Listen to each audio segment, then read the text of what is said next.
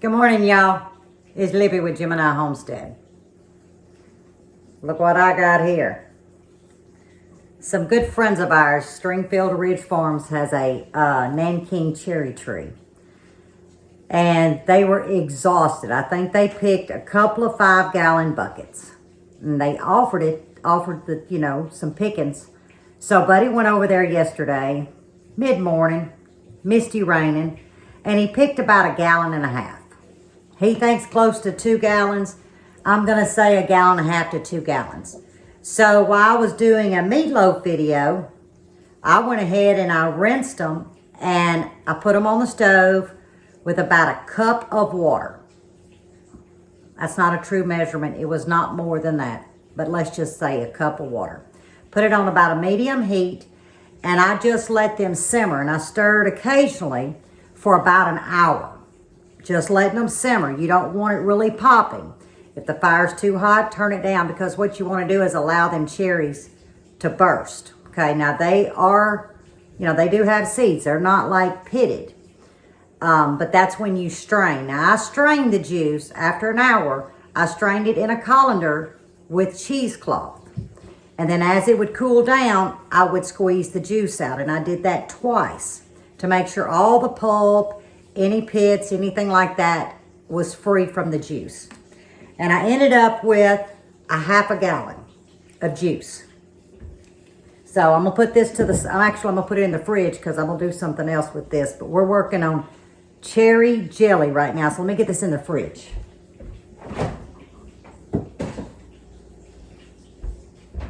Okay, I want y'all to look at this. This is 3.5 cups of cherry juice. The richness, it is unbelievable. Now, we're making jelly today. The next video I'm gonna do as a part 2, we're gonna make cherry syrup. Now, the grandkids like to use that, any kind of syrup, pancakes and French toast, waffles. But we also make syrup cake. And what I do with that, any kind of flavored syrup, which is gonna be cherry this time, I take a basic pound cake recipe and I omit the liquid and replace it with a juice. It is phenomenal. Then you can take that juice, mix it with a little powdered sugar, ice in the top like a glaze.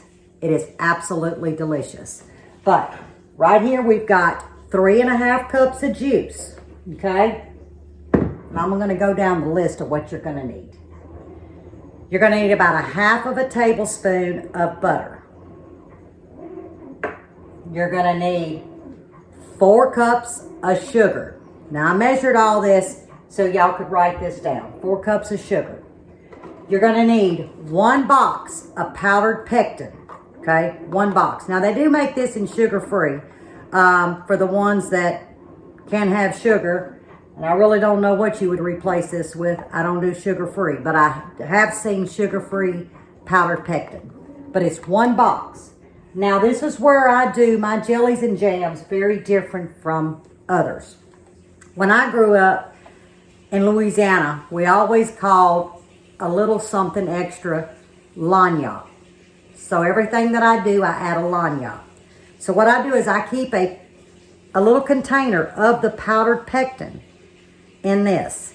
So to this 1 box, I'm gonna add a little lagniappe. 1 teaspoon extra of the powdered pectin. And what that does, that ensures that it stabilizes and it congeals. I know some of you that made jelly, you think, well, wonder why it didn't gel. I'll just use it as syrup, which you can.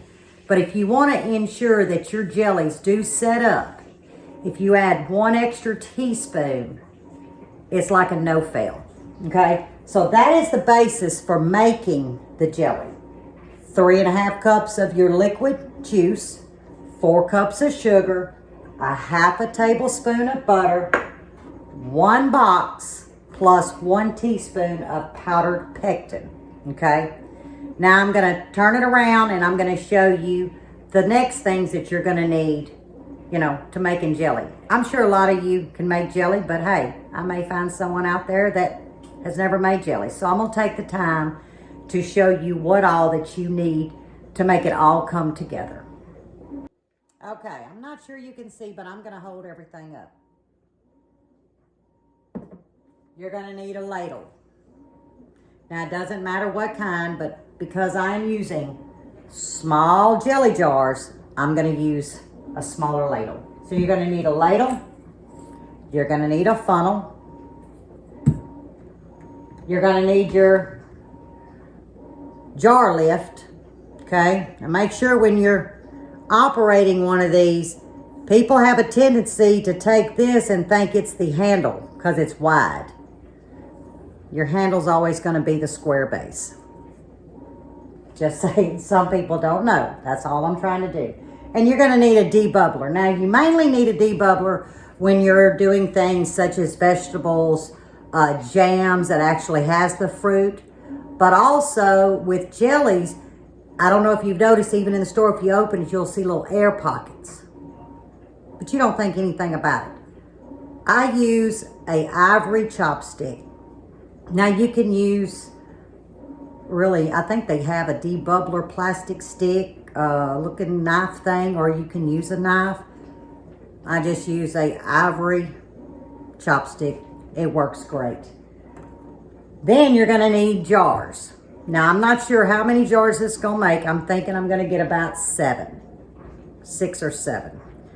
But you need to start off with very clean jars and examine your jars, guys. Put your hand around here. Make sure there's no cracks. Hold it up to the light. Make sure you don't see any hairline cracks, okay? Because if you do, just dispose of it. It's a no good jar. But I pulled out 12. I won't need them all, but I washed them all. You're gonna need new flats. Now, the new guidelines that they've come out with is you do not have to heat your flats, okay? I'm not gonna heat mine. Now, some still do, and that's fine, but the regulation says now there's no need for it. And then you're gonna need your rings. And there again, wash and clean these. So everything is sanitized and cleaned. Then you're gonna need, you can use water. I use white distilled vinegar, a little paper towel, because you're going to need this to clean the tops of your jars before you seal them. So I'm going to set this back out of the way. Now I'm going to pick the camera up, move it, and all we're going to do is make the jelly. Then I'll turn the camera off, and I'm going to show you each step by stations, because what I do is I line up by stations. Let me see if I can turn this around. Okay, as you can see, this is what I mean by a station. There's my clean jars, my flats, and my rings. Sitting here, this is a bar mat. If you do a lot of canning, I recommend getting a bar mat. So you can tap your jars, very easy to wash. But there is my station. The first thing you want to do, which mine's been going probably 20 minutes, just on a low fire, is you need your water bath canner. You need your rack set up. There's hooks here that you set your rack on. And I've got my water good and warm, not hot. And that's all I've done, because I'm going to actually have to change the eyes in order for the canner to sit properly, okay? But to this, right now, while the water's very warm, I'm going to add about 2 tablespoons of white distilled vinegar. What that does is that keeps the film off the jars. I do that in water bath canning, and I also do that in pressure canning. 2 tablespoons of vinegar. You're still going to clean your jars when it's all over with the fruit or either the vegetables that's in your jars. But this does keep that white film off of it, even in a water bath canner. So that's all I've done. Now, I'm going to drop you down. Here we go. Now this is stainless steel. You do not want to use a coated pot or one of them Teflon pots, aluminum. You need a stainless steel pot or a canning pot recommended for canning, okay? Stainless steel spoon. Now I'm going to turn my fire on to start off at a medium because this is chilled, okay? So in goes. I'm going to turn this around. I want y'all to see how thick. Now, if you don't want it as tart, you can most definitely dilute this with distilled water. I am not going to dilute it. I want it to actually have that jam consistency, okay? Not just a smooth jelly. All right, let me get this over in the sink. And then I'm going to immediately go in with my powdered pectin. Remember, we're going to have a little lagniappe. 1 teaspoon of powdered pectin. There's our lagniappe. We know now we're going to have true jelly. All right, let me get this out of the way. Now, you want to combine this very well. So that's when I'm going to come in with a whisk to start, okay? Because you really want to combine it very well. Now, you see, we haven't put the sugar in.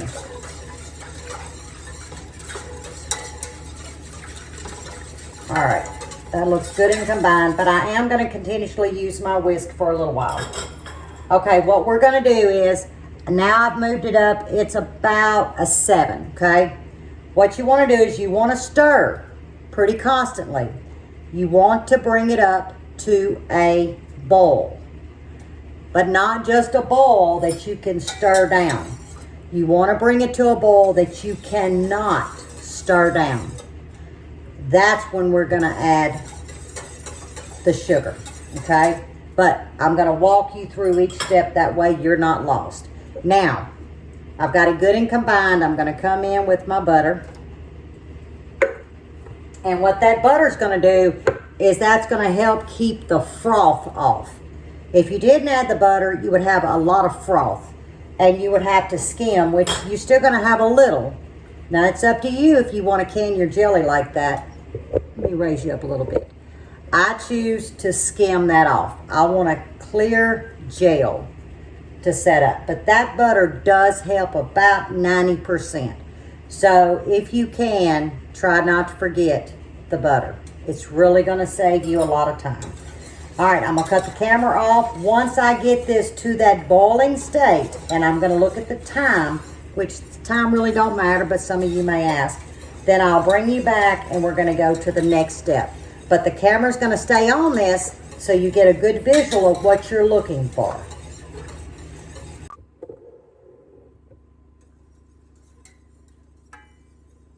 Can y'all see this? We're almost there. We're almost there. I don't want to turn the venti hood on, but I may have to. But I still can stir this down. Okay? You're really wanting to bring it to a boil that you cannot stir down. Now I'm going to move to the spoon. Now you see that white froth, that little pinkish froth right there? That's what I'm going to skim off. We're almost there. Let me get me a spoon and get that skimmed off. Oop, I'm reaching all over y'all. And a bowl. Now you can do this at the end, or you can do this right now at that boiling state. And I'm going to choose to do it right now.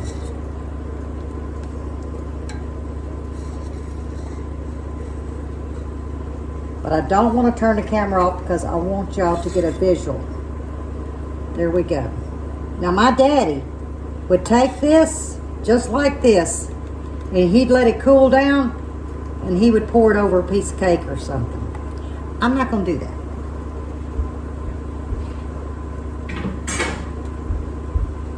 Okay. All right, it's getting there.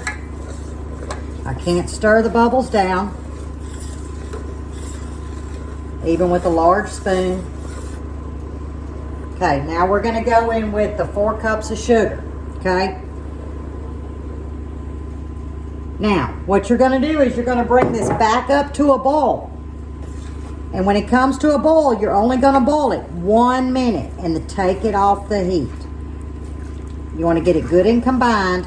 When it comes up to a boil 1 minute, take it off the heat. Now I'm gonna cut the camera off. That's all I'm gonna do, guys. Bring it up to a boil, boil 1 minute, take it off heat, and we'll move to the next step. All right, it boiled 1 minute. Let me see if I can get you, let me get my glasses on. I don't even know if I have y'all. Yep, I got you on. All right, let me get you a little closer. All right, here is the juice. Now, all you're gonna do is fill some jars, okay?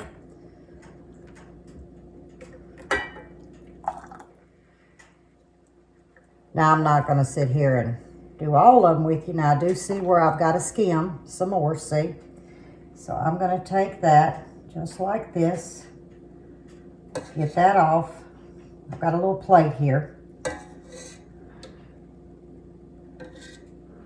I don't want that in my jelly. It doesn't hurt anything. I just like a clear jelly.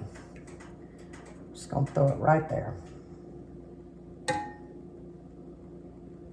And if you get a little bit of cherry juice, or jelly, should I say, that's fine. But you really want them pieces out. Now, if you wouldn't have put the butter in, oh, you'd be doing this for 30 minutes, y'all. All right. There we go. Now, let me get back to what I was doing. Now, I'm just going to do one, show you where to fill it and what to do. There we go. Now, they say 1 inch headspace. I'm going to tell y'all what I do. Let me show you. Ooh, it's hot. I bring it to that first ring. There's the camera. That first ring right there. Okay? I didn't get my bowl out. But I'm just going to do one, show you how it's done. All right, I'm going to dampen my paper towel, and I'm going to come in, and I'm going to make sure that this jar is clean. You don't want any sugar, any of that jelly on top of that jar. Now remember, I told y'all the new recommendations is you don't have to heat your flats.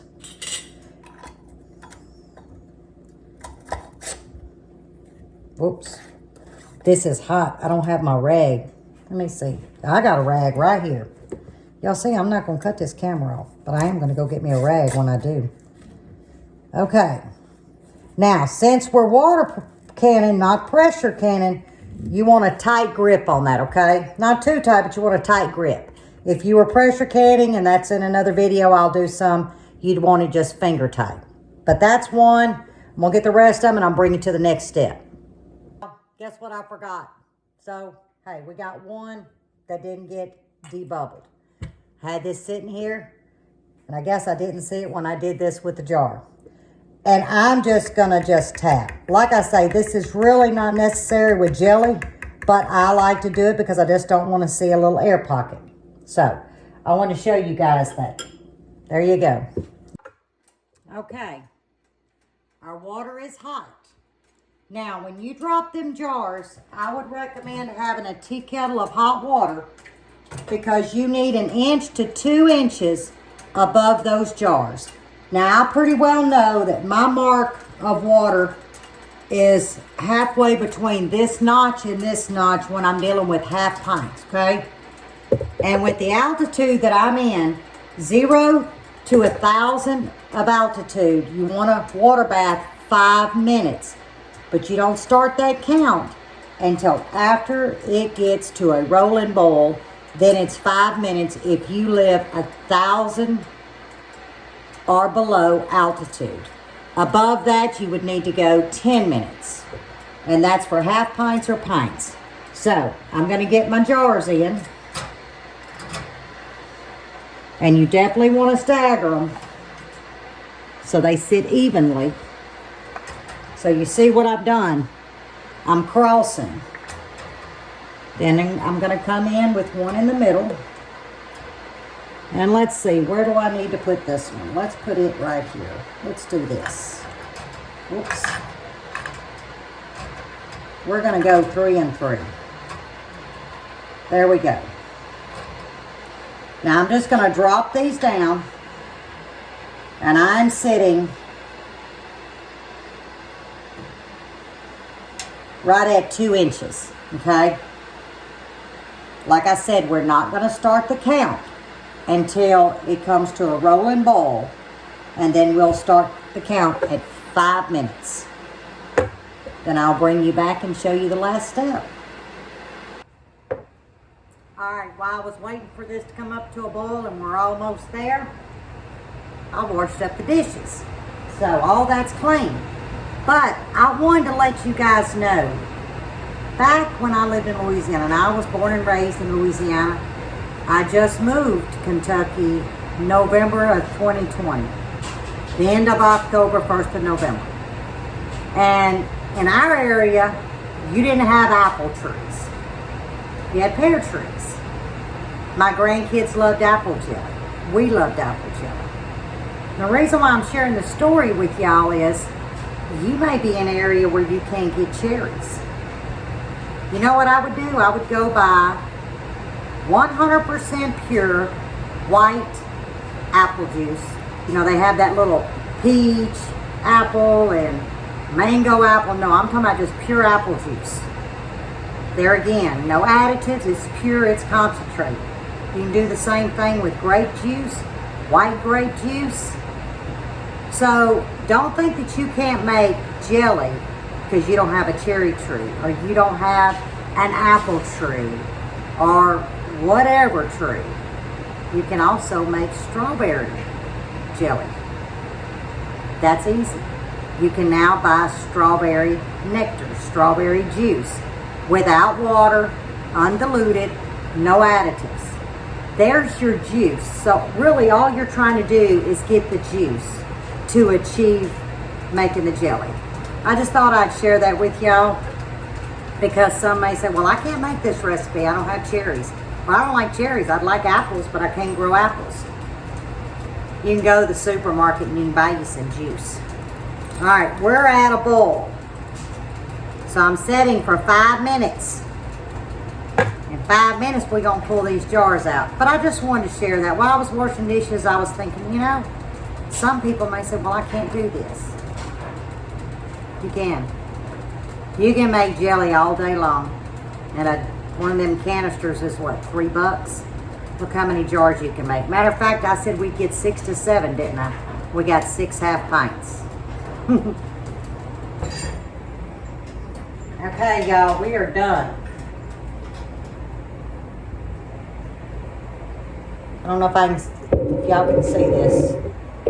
Now what I did, all I did was just lift the rack, okay?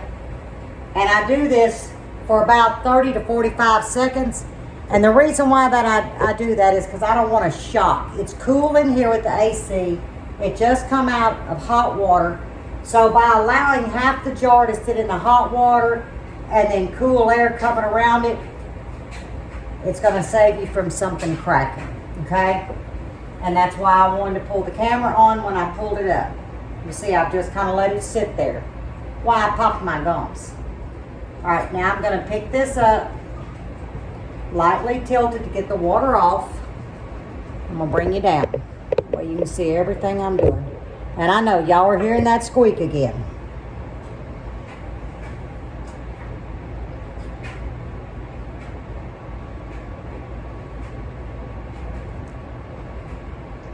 Isn't those gorgeous?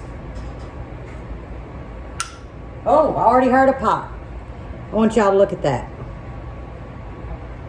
Beautiful.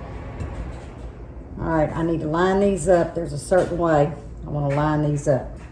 Now, when you set your jars out, you want airflow in between the jars. You don't want to put them right next to each other. Okay?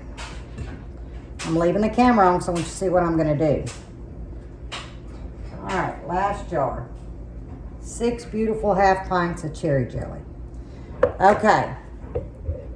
Oops, can you see? Now I'm going to take this. You see there's plenty of airflow. I'm going to take this and I'm going to put them to bed. And this is going to stay like this for 24 hours, okay?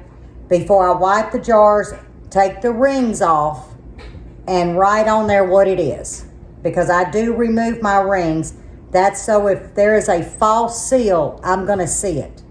But by doing this, if you happen to have a cracked jar or I hate to use the word explosion, but that's the word I'm going to use.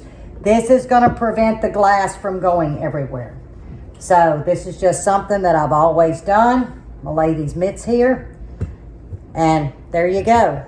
We're going to squeak again. And that's how you make cherry jelly. Now, part 2, I'm going to show you how to make the syrup. And I'm going to give you some recipes. Now, with this jelly, you can make thumbprint cookies, shortbread cookies. Fill it with a little of that cherry jelly. Sprinkle a little powdered sugar. I'm just saying.